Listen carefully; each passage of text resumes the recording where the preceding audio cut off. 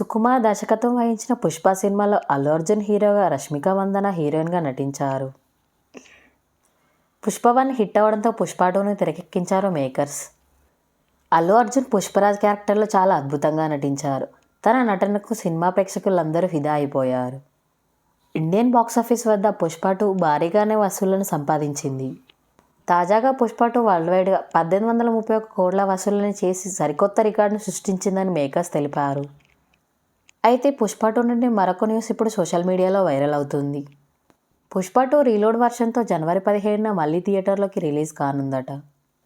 దీనికి సంబంధించిన ఒక మేకింగ్ వీడియోని రిలీజ్ చేశారు మేకర్స్.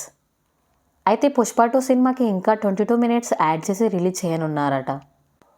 పుష్ప 2 రీలోడ్ వర్షన్ని జనవరి 10కి రిలీజ్ చేస్తామన్న మేకర్స్ అయితే ఇప్పుడు జనవరి 17కి పోస్ట్పోన్ చేశారు. ప్రస్తుతం ఈ విషయం సోషల్ మీడియాలో వైరల్ అవుతుంది.